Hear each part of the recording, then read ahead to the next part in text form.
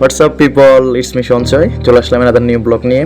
আজকে আসলাম বসুন্ধরা রেসিডেন্সিয়াল এরিয়ার ভিতরে ব্লক আই যে স্পেসিফিক স্পোর্টস গ্রাউন্ডে হুট করে চলে আসলাম আমার এক ফ্রেন্ডের সাথে। ওরা আজকে এখানে খেলা আছে। রিক্সা করে টার্ফের দিকে যাওয়ার সময় ভাবলাম কিছু ভিডিও ক্লিপস নিই, যদিও আমার ক্যামেরা একদম বাজে, আর রাতের বেলায় তো আরও বাজে আসতেছে। তাও কনফিডেন্স লেভেল অনেক হাই, ভিডিও করে ফেলছি।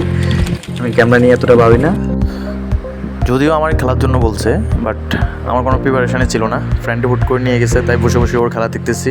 সাথে ছিল আরেকটা ফ্রেন্ড, তাই সময়টা এত বোরিং কাটে নাই, উপরে বসেছিলাম।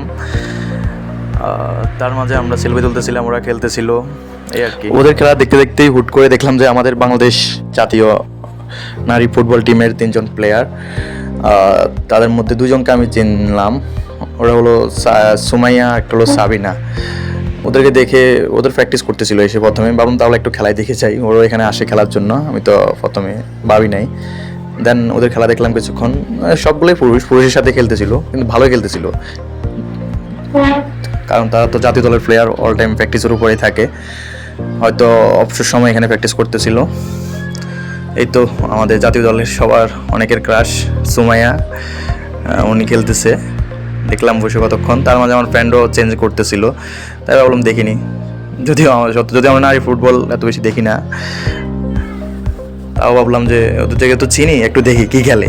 টিভিতে তো মাঝে মধ্যে দেখি ওরা অনেক চ্যাম্পিয়ন হইতেছে, হইতেছে, অনেক জায়গা থেকে কাপ নিয়ে আসছে। এখন আবার তারা বিতর্কিত কোচ নিয়ে, অনেকে জানি আমরা। তাই ভাবলাম একটু খেলা দেখি ওদের। দেখলাম না, ভালোই খেলতেছিল। এখানে অন্যান্য পুরুষ যারা, তারা মেবি হয়তো এতটা প্র্যাকটিসে থাকে না। ওরা 3 জন এক দলে, মেয়ে পুরো পুরুষ সবার থেকে ভালো খেলতেছিল।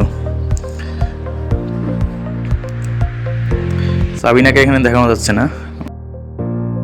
কিছুক্ষণ খেলা দেখে চলে আসলাম ডালি ফুড কোর্ট। অনেকে চিনে এটা, বসুন্ধরা রেসিডেন্সিয়াল এরিয়ার গেটেই।